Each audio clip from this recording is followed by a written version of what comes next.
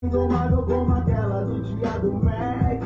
Coincidentemente eu também me chamo Thiago e toda vez que encontro ela eu escrevo um rap. É que eu tenho tanto de você em mim.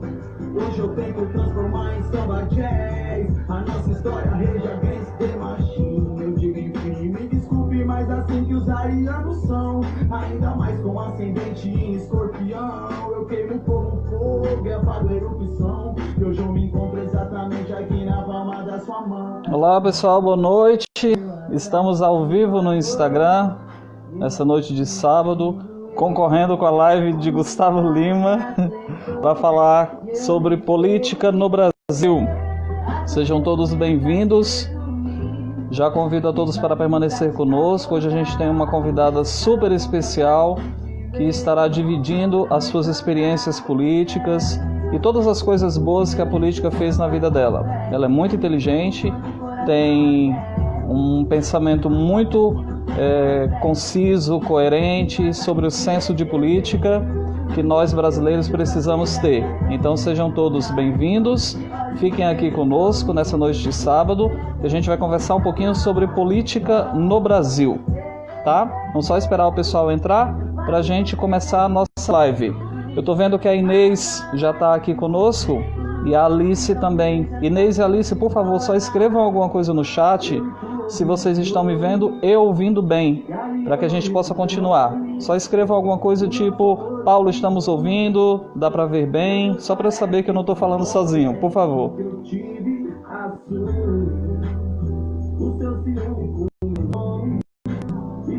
O Paulo também já entrou, a Inês, a Alice, vocês conseguem me ver e me ouvir bem? Tudo bem? O áudio tá bom? O vídeo tá bom? Beleza. A Inês já tá dando o retorno pra gente que tá nos ouvindo e nos vendo bem.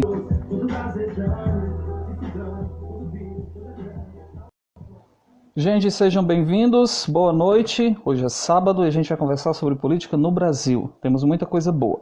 Eu já aviso para você que as configurações dessa live estão abertas e você pode compartilhar com os seus amigos através do direct.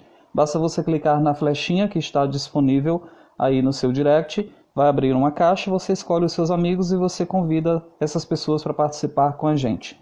Tá? Fique com a gente tem muito assunto bom.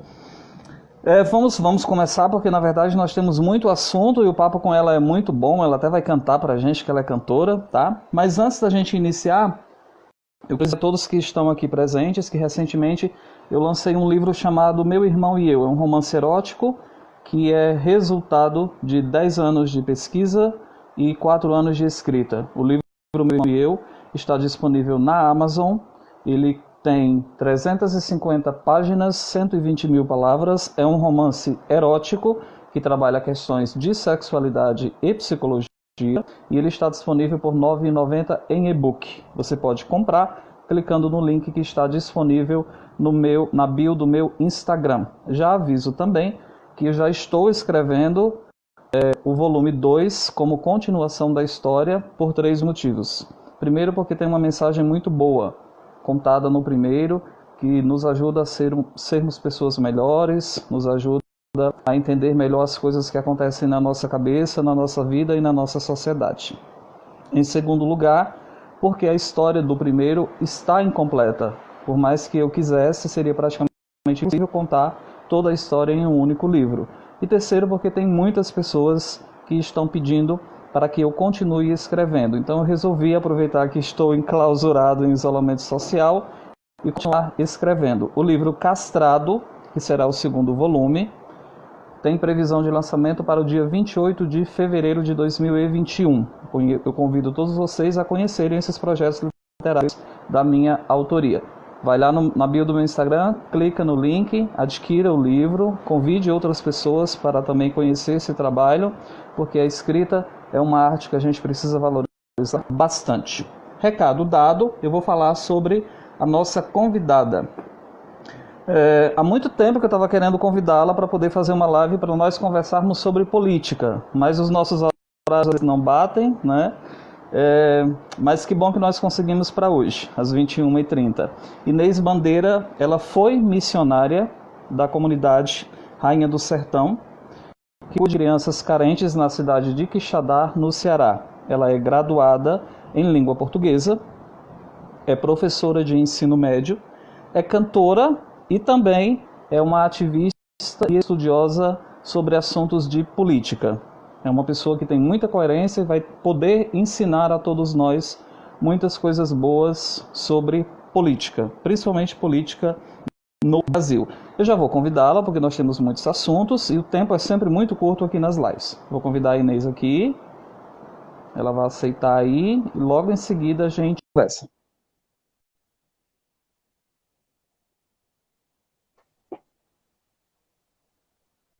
Olá, boa noite! Você tá me vendo? Eu estou vendo e ouvindo você muito bem, só quero que você baixe um pouquinho seu telefone, que aí a gente consegue ver você melhor. Tá cortando um pouquinho. Eu não tô te vendo, Paulo. Aliás, eu não tô me vendo nem te vendo. Eu posso te convidar? Inês, pode ficar tranquila que na gravação você está aparecendo. Aconteceu com o André também. Eu acredito que seja mais uma... Acho que caiu a ligação com a Inês. Vamos tentar novamente. São probleminhas de internet. Vamos tentar novamente aqui chamar a Inês para que ela participe conosco.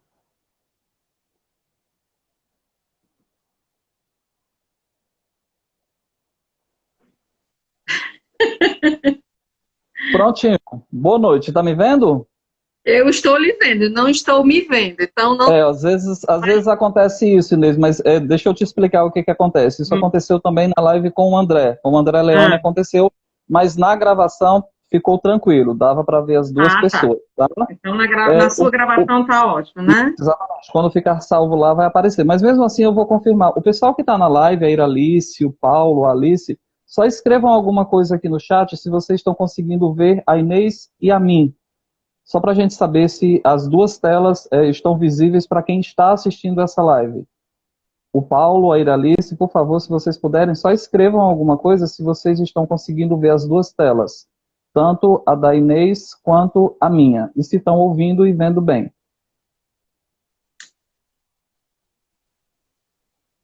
Olha aqui, a Alice está dizendo que está nos vendo tranquilamente. É o que realmente aconteceu. São mais conexões de internet. Meu bem, boa noite! Boa noite, meu amor. Como é que você tá? Eu estou ótimo, mas já quero que você me diga se você aprendeu a fazer as panquecas que eu ensinei a você pelo WhatsApp. Não muito bem, mas estou treinando. Você sabe que se não fossem essas panquecas na pandemia, Inês, meu Deus do céu, o que eu faria? Não, e a pandemia fez a gente engordar um pouquinho, né? Vamos combinar.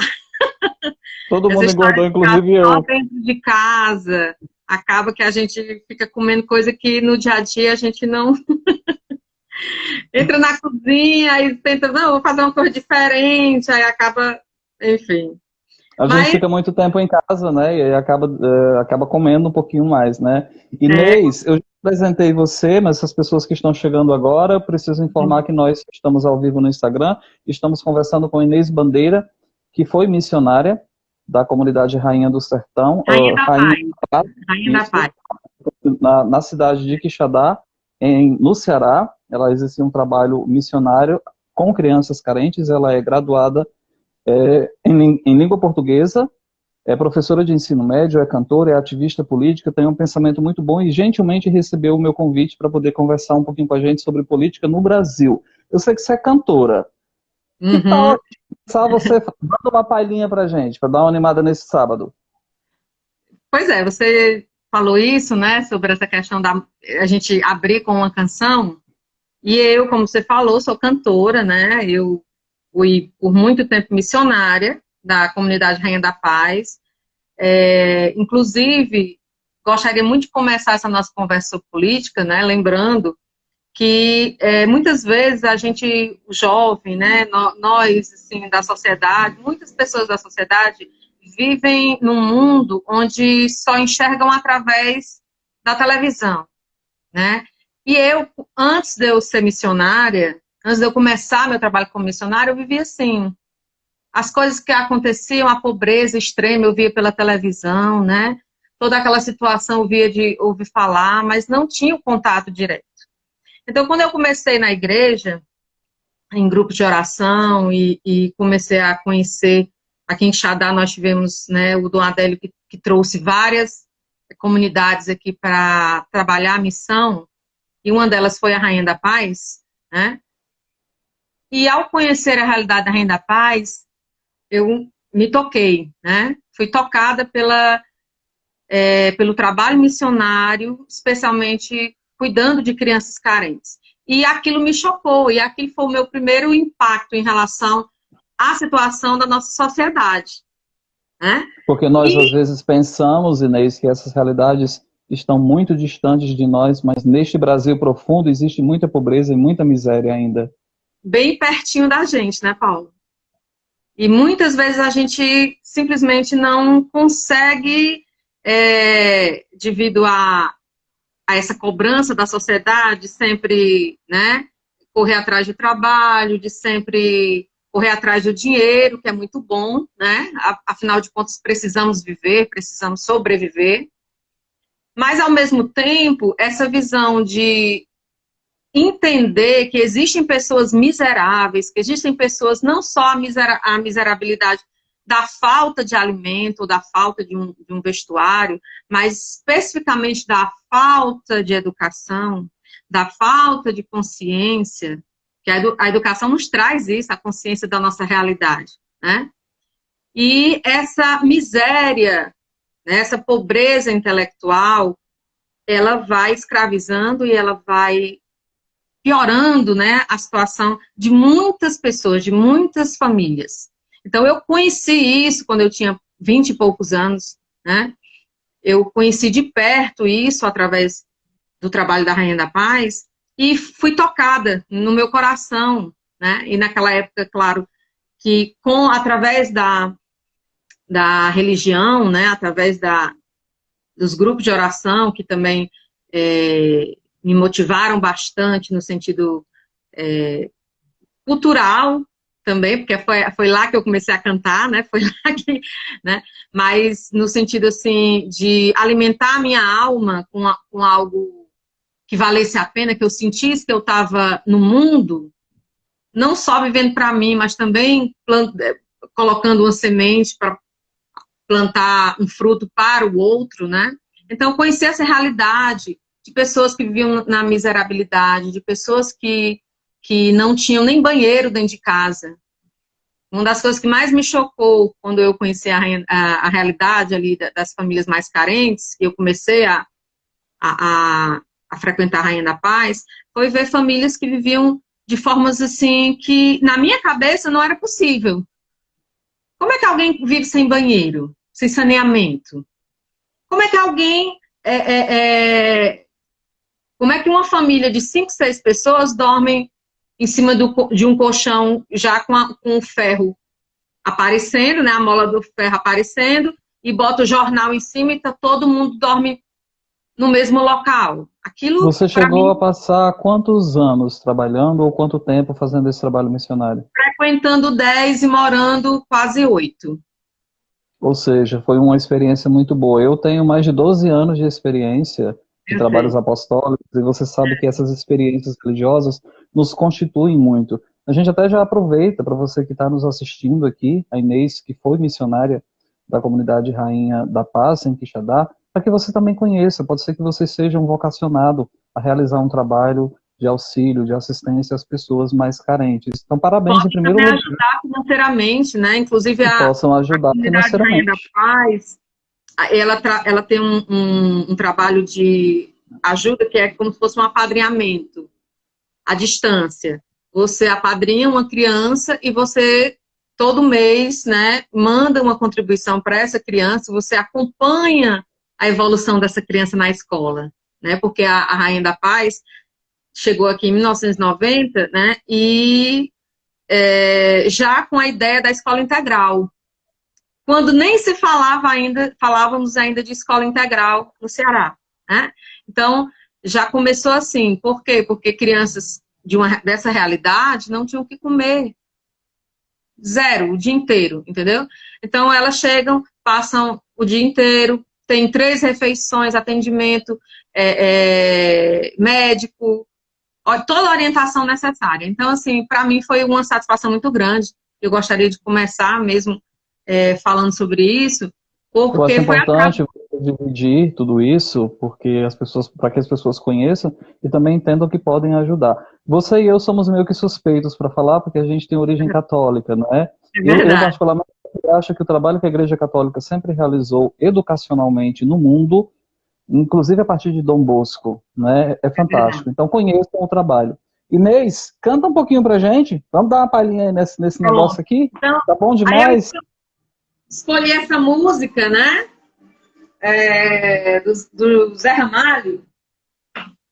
E essa música, ela é muito interessante. Eu fui estudar um pouco sobre a composição dessa música e ele foi baseado num livro de Aldous Huxley, chamado Admirável Mundo Novo, que fala exatamente de um governo, né, que para manter o controle da população, ele mantém sempre a população feliz.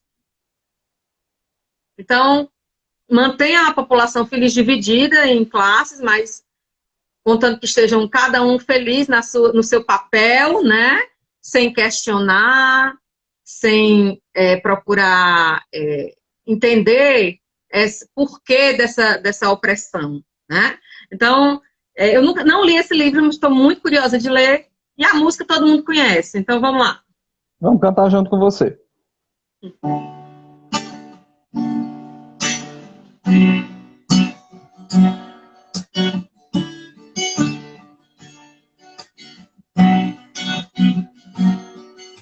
Vocês que fazem parte dessa massa e passam nos projetos do futuro.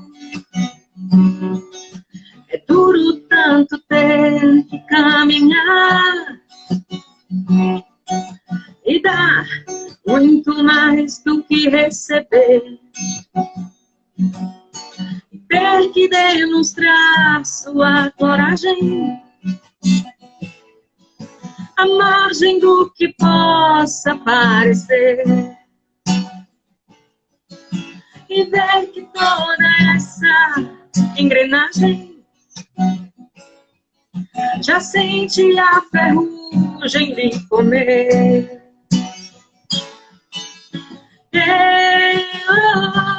Vida de gado, povo marcado povo feliz.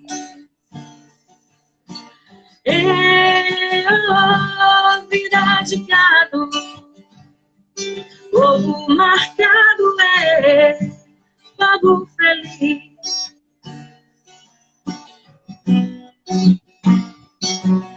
Lá fora faz um tempo confortável,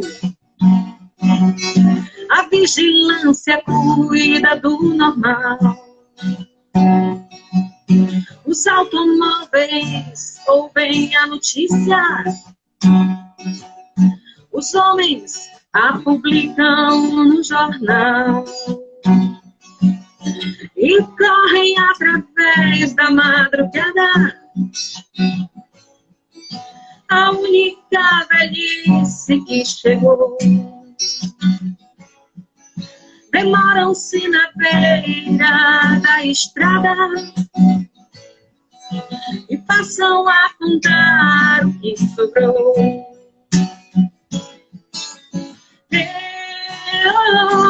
Vida de gado, povo marcado povo feliz. Vida de gado, povo marcado povo feliz.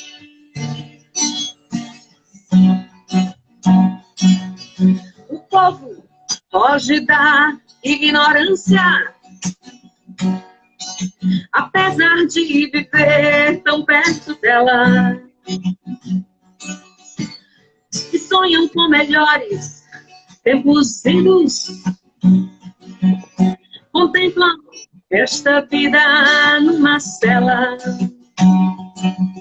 e esperam nova possibilidade de verem esse mundo se acabar. a Arca de Noé, o dirigível não voa nem se pode flutuar. Não voa nem se pode flutuar. Não voa nem se pode flutuar. Gira de gado, povo marcado povo feliz.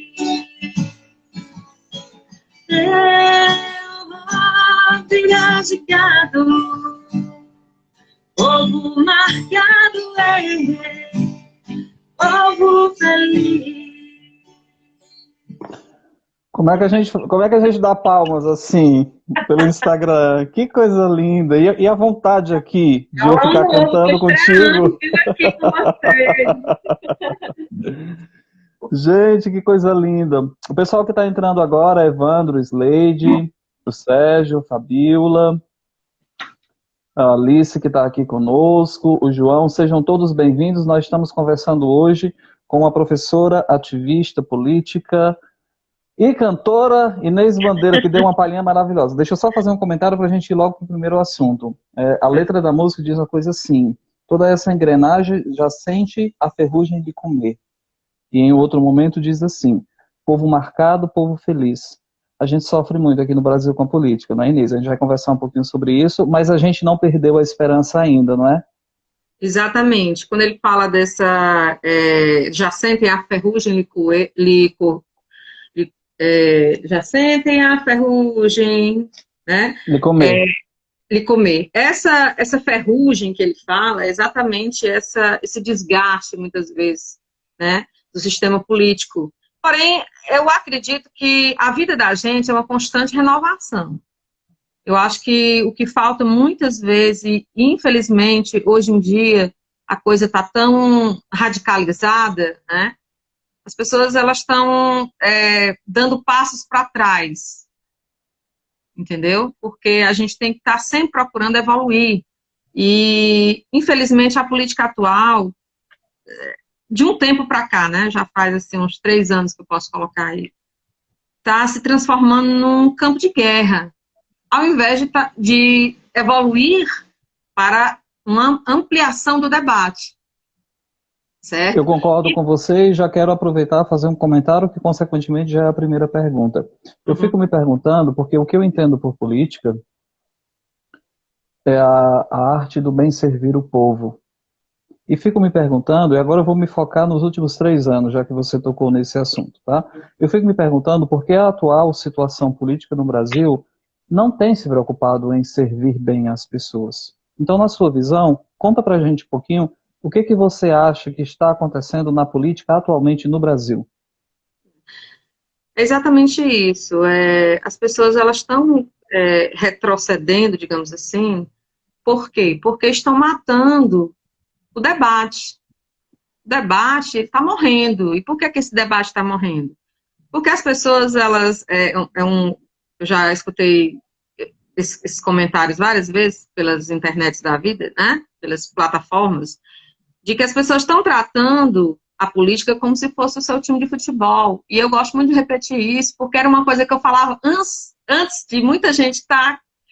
Eu lembro muito que eu dizia, meu Deus, como é que pode? A pessoa está defendendo com unhas e dentes, né?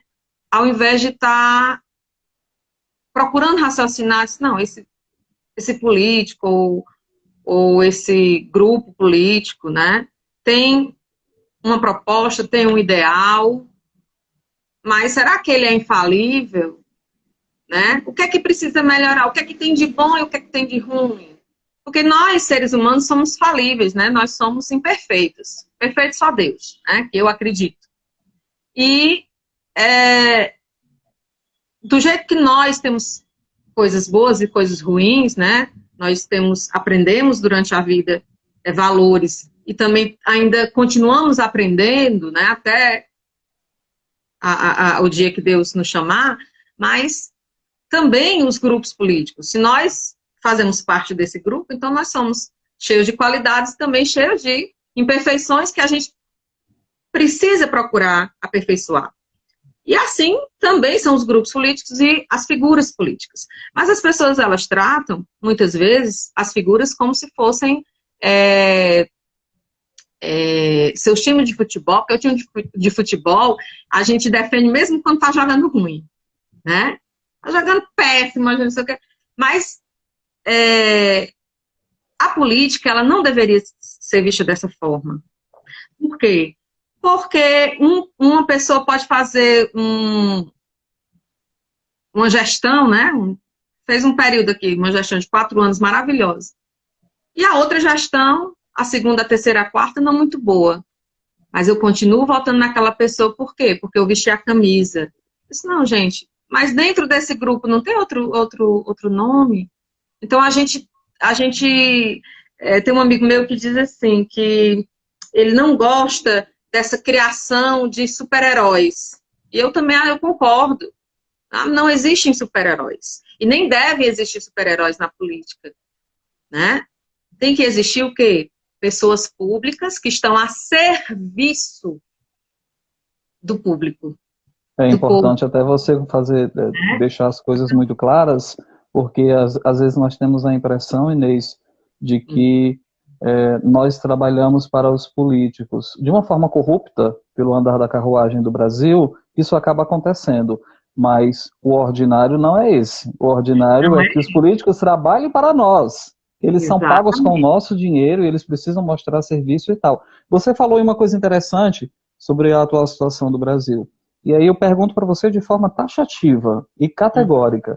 Você considera que o momento atual que a gente está vivendo no Brasil, dentro desse cenário que você pintou muito bem para nós, se dá ao fato das pessoas não terem a capacidade de debater? Ou seja, eu gosto desse candidato ou eu gosto desse grupo político, independente do que esse grupo político esteja fazendo, eu sempre estarei apoiando. Eu perco o debate, consequentemente, eu até valorizo quando esse grupo ou quando esse candidato está fazendo alguma coisa que não é legal para a população. Na sua opinião, o que você está dizendo é que o fato de nós não pensarmos, refletirmos, discernirmos e debatermos politicamente as coisas, dentro de um ponto de vista coletivo, é totalmente prejudicial e contribui para esse cenário que a gente está vivendo. É isso? É exatamente isso. Eu vejo, assim, muitas pessoas, eu gosto muito de falar de coisas que eu vejo, concretas, até porque eu sou professora, e muitas vezes os alunos perguntam a gente, querem saber a opinião, e eu não sou daquelas pessoas que eu acho que eu tenho que fazer com que a pessoa apoie o meu candidato. Eu quero que ela reflita, eu quero que ela entenda o porquê que eu apoio aquele candidato. Porque sinceramente, eu vejo que nós ainda temos que evoluir para entender que o candidato, que a pessoa que eu vou escolher, seja ele no âmbito municipal, estadual ou federal, ele vai me servir. Ele é aquela pessoa que vai me representar para o meu interesse, mas só que esse meu interesse não é o interesse da Inês, como filha da Dona Estela, ou como professora, entendeu? Ou como cantora. É o interesse da Inês como cidadã. É o interesse da Inês como uma cidadã da cidade de Quixadá, né, do estado do Ceará, do país Brasil, né? Então, eu como cidadã que pago impostos, porque o imposto ele serve para quê? Para ir para o Estado e nos retornar como benefícios coletivos. Então, eu pago imposto num ovo que eu compro, numa bolacha que eu compro, entendeu? Ou no que é descontado do meu salário, para que eu possa ter uma estrada boa, para que eu possa ter uma cidade limpa, para que eu possa ter um atendimento de saúde, se não excelente, mas razoável, entendeu? Que eu chego num hospital público, eu estou precisando, sei lá, caiu da moto. Chega no hospital público, eu saber que lá no hospital público tem pelo menos gaze para ser colocado na minha ferida, certo? Então, não é um favor que o prefeito tal faz, ou que o governador tal faz, ou que o presidente faz. Não é favor, né? É obrigação. Ele está lá justamente para fazer aquilo que lhe foi confiado, que é representar. Você acredita, você fala sobre uma coisa interessante, e aí eu vou avançando um pouquinho nos nossos temas, que você já está abrindo espaço para uma outra situação que nós vamos conversar. Você acredita que porque a gente paga imposto, considerando que nós somos o país, praticamente, que mais paga impostos ao governo no mundo, isso já foi noticiado em diversos jornais de credibilidade no mundo. O The Guardian já anunciou isso, o The Economist já anunciou isso, o The New York Times já anunciou isso, o Financial Times já anunciou isso, ou seja, muitos jornais que têm credibilidade no mundo inteiro reconhecem que o Brasil é um país onde se paga muitos impostos. A imprensa internacional reconhece isso. Quando isso não volta para a população dessa forma simples e maravilhosa que você descreveu para nós, isso causa um certo descrédito em nós, na política. E já vou aproveitar e pergunto, se existe esse descrédito, além disso, desses benefícios que não voltam para nós, tem alguma outra razão? Eu acho que as pessoas, elas estão tão desanimadas e esvaziou, digamos assim, não sei até que ponto existiu também uma fé na política. Eu, Paulo, sou da década de 70, né? Eu não tenho medo de dizer a minha idade. Eu nasci na década de 70, então, quando houve a redemocratização, né? Eu me lembro, eu tinha 10 anos de idade, quando o Tancredo faleceu e a gente, né, entrou num processo de saída da ditadura militar para redemocratização, depois teve o lançamento, a publicação da nova Constituição de 88. Então, tudo isso eu vivi. E a gente tinha uma esperança, né? A gente tinha até uma frase de efeito que era: o Brasil é o país do futuro. Porque a gente tinha uma esperança nesse país. Mas, infelizmente, devido a muitas situações que os nossos políticos nos colocaram, e de corrupção, né, de usar a máquina pública para interesses particulares de alguns empresários, alguns poucos, né, e em detrimento do coletivo, porque eu me considero de centro-esquerda, né, por quê? Porque eu acho que o capitalismo sem ser o capitalismo selvagem, eu acredito que seja uma boa forma, né, de governo. Por quê? Porque eu acho que socialismo, as pessoas dizem, tem partido político que quer implantar o socialismo. Eu não acredito. Né? O último governo, né, o penúltimo governo, nunca foi socialista, né? Mas, assim, você hoje entender que o Brasil, você defender a diminuição da desigualdade, a diminuição da pobreza, não é socialismo. É você querer um país desenvolvido, porque a partir do momento que você tem pessoas que são conscientes politicamente, que têm educação, esse país ele tende a crescer. E o que foi que aconteceu para a população perder o descrédito? Né? Foi exatamente a falta de incentivo. O Brasil desindustrializou, o Brasil concretamente ampliou muita coisa em relação à educação, né? Muitas faculdades, mas precisa ainda dar um foco maior na educação básica. Existe muito analfabetismo funcional, certo? Então, isso agrava, por quê? Porque a pessoa tem que ter um senso crítico. E o senso crítico não é para você meter o pau e falar mal do outro, não. E as pessoas acham que quando fala crítico, tá pensando, existe a criticidade, como é que diz? Existe uma forma de ser crítico sem necessariamente você querer derrubar o outro. Né? Agredir, machucar, ferir, humilhar o outro, né? Existe a crítica construtiva. Agora, para se fazer uma crítica, seja ela construtiva ou não, a pessoa precisa ter um mínimo de capacidade de entendimento da sua realidade, né? Eu me lembro que quando eu era adolescente, né, na escola, acho que você também pegou essa parte, a gente estudava Moral e Cívica. Aí depois virou OSPB, né? Não sei se você lembra dessa. Então a Lembro gente um pouquinho assim. era o único momento, né, que apesar que eu tenho críticas a certos tipos de coisas, mas assim, era o único momento que a gente debatia política. E não via nada errado esse debate político. Por quê? Porque entender como é a estrutura do poder, né, do tipo de política que o Brasil adota, e entender se, né, a gente deveria estar no presidencialismo, ou no parlamentarismo, ou na monarquia. Para você tomar uma decisão dessa dentro de um plebiscito, por exemplo, você tem que entender o que é cada coisa. E se você não debater num ambiente que é para se debater isso, que é a escola, né, você vai, como é que vai ser? Eu até aproveito isso que você está dizendo e faço um comentário dividindo uma situação pessoal. Eu lembro que durante toda aquela confusão que deu o impeachment da Dilma, em um determinado momento na faculdade, os professores meio que fugiam um pouco do assunto, enquanto todo mundo estava ali aflorado querendo conversar. E em um determinado momento eu puxei a história que nós estávamos conversando no momento da aula para essa situação. E eu fui rechaçado, inclusive pelo professor, que disse, olha, isso é uma outra situação, a gente não deve conversar com isso. Eu disse, como a gente não deve conversar sobre isso?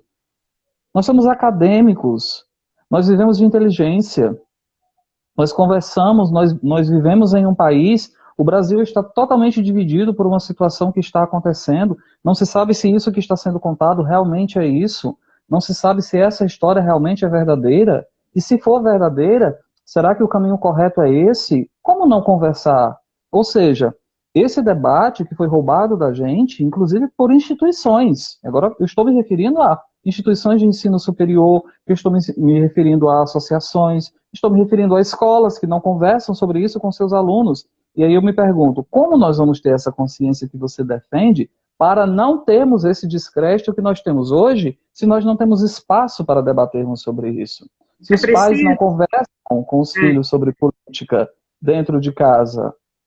Eu fico triste quando eu escuto de muitas pessoas, amigos, enfim, quando eu preciso, é assunto chato, política. E um tempo eu também pensei assim, sabe, Paulo? A gente tem que colocar isso, porque a verdade é que é chato. É chato. Por que é chato? Porque a gente só vê mau exemplo, né? A gente só vê situações que a gente fica assim de queixo caído. A verdade é essa. Quando você vê, por exemplo, meu Deus do céu, tal obra custou esse absurdo de dinheiro. Por que está mal feita essa obra? Se custou esse bando de dinheiro. Então, a pessoa, mesmo que ela está entendendo que está acontecendo alguma coisa. Porque um tanto dinheiro numa obra mal feita, numa obra inacabada, por que não acabou? Por que não fez bem feito? Por que está faltando? Por que está caindo aqui a parede? Sabe? Então, assim, as pessoas, elas estão cansadas. A verdade é essa. E é chato quando você fala de uma coisa que só te traz tristeza. Então as pessoas acabam, até por uma questão de defesa psicológica, se você me permite, eu como profissional da área, por uma questão de defesa psicológica, as pessoas acabam evitando de conversar sobre aquilo porque não tem esse bom exemplo. Ou seja, porque tudo que a gente vê é só maldade, é só corrupção, é só desvio de dinheiro, e vou até incluir uma palavra que até pode soar forte, até assassinato. Porque eu considero que a partir do momento que um político rouba o dinheiro público, que ele desvia o dinheiro daquela finalidade, exemplo, para a saúde ou para a educação, quando uma pessoa de baixa renda que precisa utilizar o SUS vai até o posto de saúde, precisa fazer uma cirurgia, não tem médico que faça aquela cirurgia e ela morre, quem deve ser responsabilizado é o político que roubou o dinheiro para pagar aquele médico que deveria fazer aquela cirurgia. A compreensão que eu tenho de política é essa. Eu pergunto para você, que você é mais inteligente que eu nesse assunto. Eu estou errado em pensar nisso? Não, você está Porque certo. eu considero, dentro da minha visão cristã e política, eu considero isso um assassinato. Você está certíssimo. Eu tenho até eu fico, assim, muito triste. Eu me lembro que meu pai, a gente não tinha... Meu pai faleceu em 2012. A gente não tinha plano de saúde, né? E ele era doente, um aneurisma da aorta, e eu me lembro que ele sentia muita dor, e ele dizia assim, eu dizia assim, pai, vamos lá no hospital. Aí ele olhava para mim com raiva e dizia assim, você quer que eu morra? Se eu for para aquele hospital, eu vou morrer, com certeza. E eu ficava tão triste, porque eu ficava assim, pensando, meu Deus, de certa forma ele tem razão. Né? Por quê? Porque não tem estrutura para receber muita gente, às vezes é um médico só para 20, 30 pessoas, né? Não tem leitos adequados, não tem estrutura, né? E, É enfim. revoltante, viu? A gente escuta, assim, houve uma época que eu via muito mais isso, houve uma época que eu me dediquei um pouco mais a isso, eu até postava mais coisas nas redes sociais sobre isso, mas é um pouco revoltante. Você entra num hospital, você vê filas e filas de pessoas esperando por horas para poder No dia, serem atendidas, dia que pessoas que ele faleceu, morrem sem conseguir serem atendidas, é muito revoltante. Você tem que ter muito estômago para você aguentar uma situação como essa. E isso é a nível nacional, eu não estou falando de nacional, cidades né? específicas, não. E eu Acontece em São tenho, Paulo, acontece no Ceará, acontece no Rio Grande do Sul, acontece em todo exatamente, lugar, porque isso é um problema nacional. exatamente. Então, assim, eu me lembro que eu tive que esperar, ele chegou de madrugada com ele, passando mal, e para botar uma, acho que é sonda o nome, né, que coloca para poder, estava inchando a barriga, e eu tive que esperar até 7 horas para abrir um, um, um, uma loja especializada só em material hospitalar, porque não tinha sonda lá no hospital aqui. Então eu tive que esperar, enquanto isso a barriga dele crescia, ele faleceu nesse dia, né? E isso eu te Sem, digo assim, sem, isso você está sem falando de um uma exemplo dentro injeção. da saúde. Se a gente for para a educação, quantas crianças não têm a merenda escolar e por aí vai? São Pois é, tantos então você assuntos. deu um exemplo que eu concordo totalmente. Quando um político desvia um dinheiro, certo? Que era para a saúde, ele está, com certeza, contribuindo para a morte de alguém. Não tenha dúvida disso. Quando um político desvia o dinheiro da educação, ele está contribuindo sim para que a população continue, né, os jovens, essa criança, esse jovem que está na escola, ele continue na pobreza, na ignorância. Por quê? Porque educação sem dinheiro, são professores mal remunerados, né? São alunos sem alimentação. Eu tenho alunos, muitos alunos que só comem na escola, só tem o dinheiro da comida da merenda da escola, né? E eu vi essa realidade tanto na Escola Rainha da Paz, né? Como no estado, existem jovens carentes que pegam um ônibus para ir para a escola 4 horas da manhã, para chegar às 7, né? Acordam 4 horas da manhã para se ajeitar, para esperar o ônibus, para vir para a escola, porque são do sertão, são de longe, né? E eles ficam esperando até bater o horário da merenda para fazer sua primeira refeição. É muito complicado, é uma situação muito complicada. Você É muito falava aí complicado. Aí sobre acaba que essa, as pessoas. essa reflexão que nós fazemos entre um político que rouba o dinheiro da saúde e acaba sendo assassinado. Eu estava lembrando que às vezes a gente não consegue ter essa reflexão na cabeça, né? Exemplo, até porque por causa dessa polêmica que deu agora com o aborto dessa criança de 10 anos. Eu, particularmente, Paulo Nunes, eu sou contra o aborto. Mas eu dou o direito à mulher de ela fazer o que ela entender que é correto com a vida dela. E eu fico fazendo um questionamento, sabe, Inês? Até para a gente ir para o outro assunto, por que as pessoas, às vezes, porque tudo isso é política, por que as pessoas, às vezes, olham tanto para a mulher em situações do aborto? Por que as pessoas não enxergam que quando um homem abandona uma mulher grávida, ele também é assassino? Por que as pessoas não enxergam que um homem, quando deixa uma mulher numa situação onde ela não tem dinheiro, está grávida, precisa se sustentar, ainda tem que trabalhar, onde ela é praticamente obrigada a cometer um aborto, ele também contribui para aquilo. Mas é só para a gente refletir.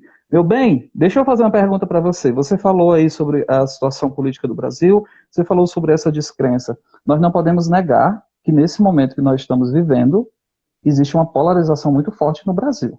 Isso é verdade? E por que está acontecendo? Porque por mais que a pessoa... É uma coisa que muitas vezes eu vejo muita gente tentando explicar e não consegue explicar. Porque é um mistério. Porque geralmente essas pessoas... Nós estamos numa polarização, né? Muita gente de direita defendendo unhas e dentes, muitas vezes não sabe nem o que está defendendo, também de esquerda, né? E fica aquela coisa de se você não for de direita, você é de um determinado grupo político, eu não quero falar o nome assim, para não... Porque a intenção não é essa, a intenção é falar sobre o problema em si, né?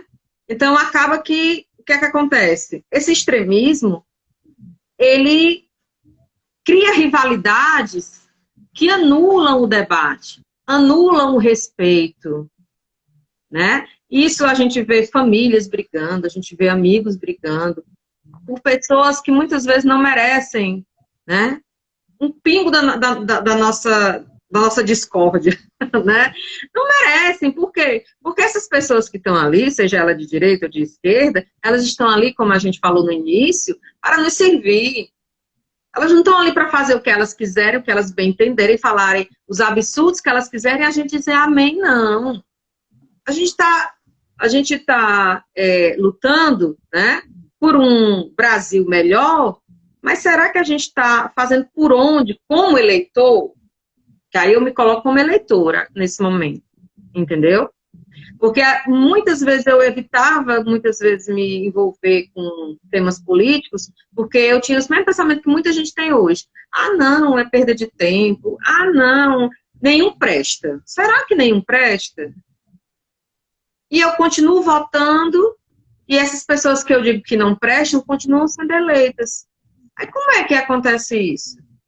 Tá entendendo? Agora a briga continua, né? Eu quero que a minha vontade prevaleça sobre a vontade do outro. Eu não escuto e até complemento o que você está dizendo que essa cultura de ódio, eu vou chamar assim, você entende muito bem essa expressão, essa cultura de ódio favorece até a perda da vida de pessoas. Na eleição passada, alguns jornais noticiaram que algumas pessoas foram assassinadas porque tinham divergência política com outros grupos. Ou seja, grupo A matou o grupo B porque grupo A não concorda com o que grupo D defende. E o candidato A,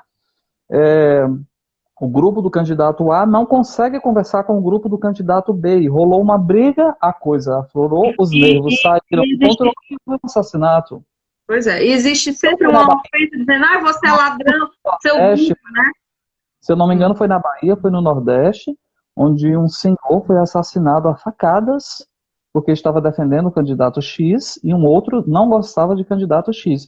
Ou seja, nós chegamos a um ponto onde esse debate ficou praticamente impossível. E isso se transforma em uma cultura de ódio, onde todos nós sofremos com isso.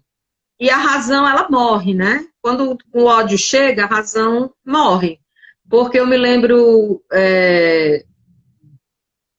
da última vez que tivemos uma eleição, né? A penúltima vez que tivemos eleição entre, vou citar o nome aqui, PT e PSDB, existia um grande, né, embate, você quer corrupto? Não, o outro quer corrupto, aquela coisa toda, né? E depois a gente ficou sabendo de corrupções e dos dois lados, né? E cadê? Quem é que sai perdendo? Nós que brigamos, né? Nós que discutimos coisas, muitas vezes, que eles orientam para que a gente brigue, porque existe uma orientação também da cúpula desses partidos, né? E acaba que a gente esquece do diálogo, da conversa, de dizer, fulano, tu pensa assim? Ah, por quê? Eu queria entender por que você pensa assim. Eu penso assim, tu acha que eu estou certo? O que é que tu acha? E isso que você defende, talvez seja a melhor forma de nós continuarmos vivendo em um regime democrático e respeitoso. Eu vou fazer duas perguntas para você de uma vez, porque infelizmente o nosso tempo é pouco, para que você comente um pouquinho, porque eu acho que são temas importantes. A gente vê um crescente ingresso de mulheres na política, né? Consequentemente, jovens, de alguma forma, mesmo que às vezes de forma desorganizada, estão se aproximando mais da política. Eu pergunto para você, você que estuda sobre isso, que tem uma opinião formada, qual é o papel da mulher na política e qual, na sua visão, qual é a importância das políticas públicas para esse senso político que nós achamos que é interessante que o Brasil tenha? Agora estou me referindo a políticas públicas para jovens. Uhum. Paulo, em relação à questão da mulher, eu acho assim, de essencial, eu acho essencial que se mantenha esse debate.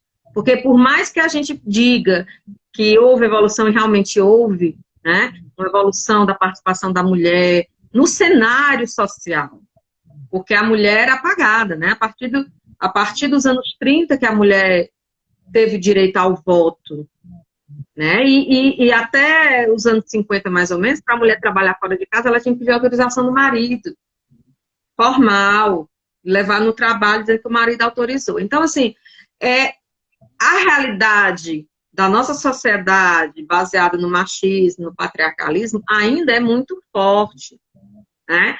Você tem uma ideia, eu coletei hoje, né, para poder a gente conversar sobre isso, que na década de 70 as mulheres representavam 35% do eleitorado.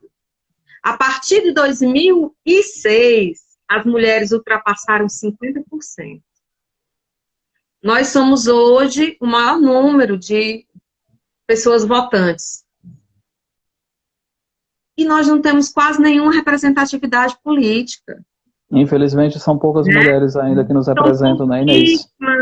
Mulheres, entendeu? Que ingressam na vida política. E aí tem muito da cultura machista, porque diz que política não é coisa de mulher. E essa cultura machista, ela está tão impregnada na nossa sociedade que inconscientemente está também na cabeça das mulheres. Muita mulher acha, não, isso aqui não é coisa de mulher, não vou me meter nisso. Existem muitas mulheres que são machistas. Muitas mulheres machistas, né? Mesmo que ela diga que não é.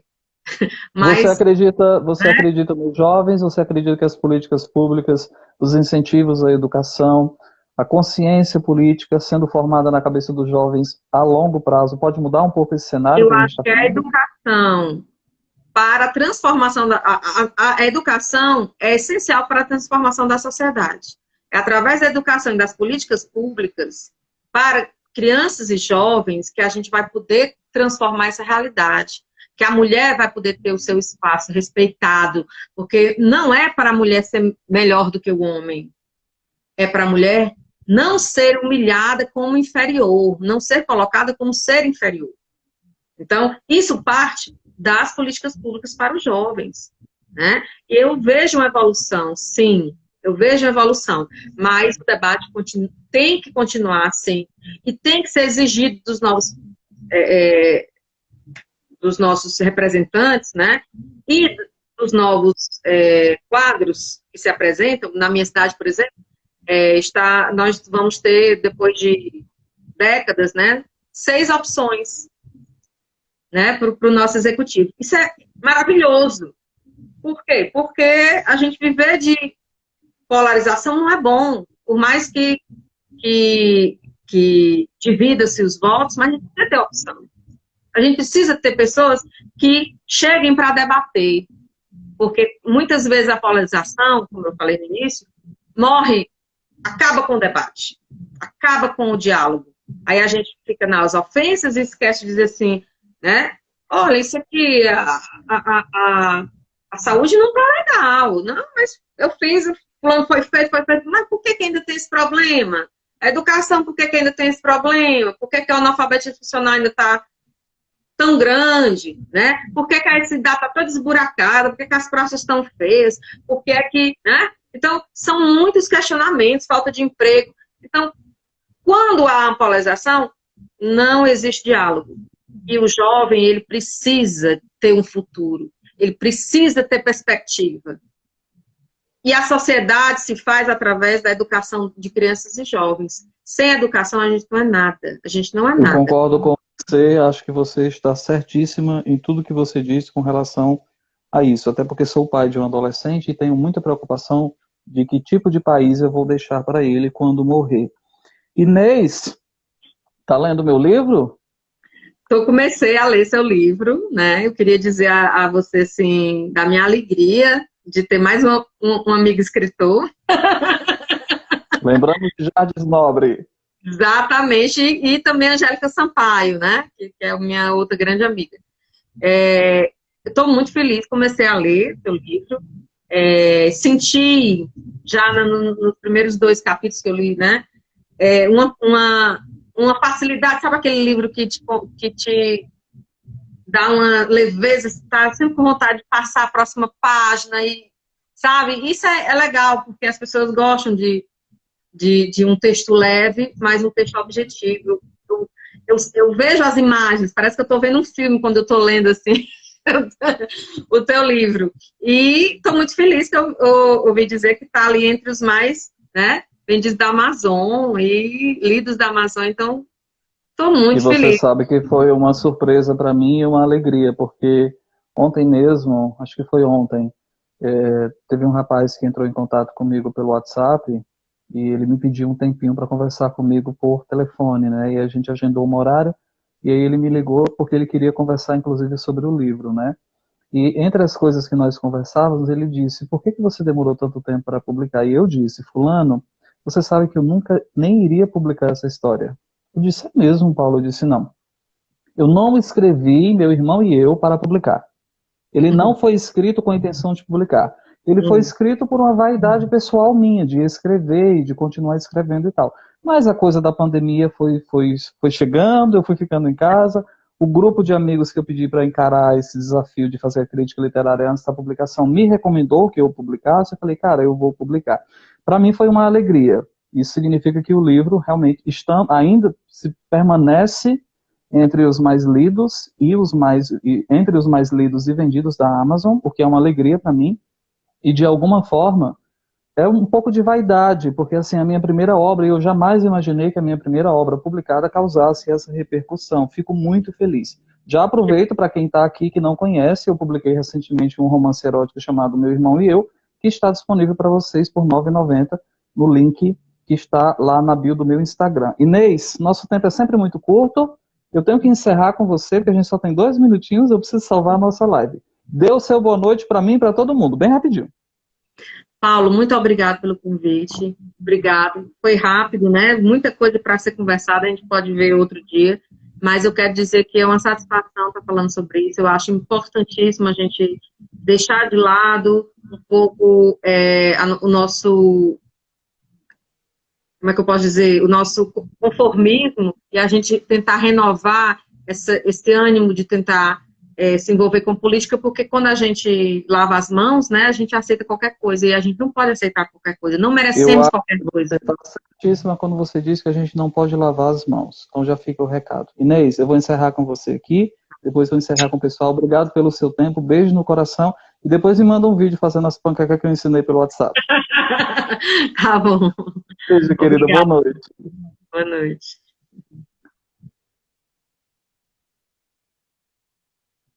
Que coisa boa, né, gente? Olha aí, foi rapidinho, mas foi bom. A gente está encerrando a nossa conversa sobre política no Brasil com Inês Bandeira. Obrigado a você que comentou, obrigado a você que participou. A live vai estar disponível, você pode compartilhar com os seus amigos. Obrigado, boa noite, bom fim de semana e a gente se vê por aí.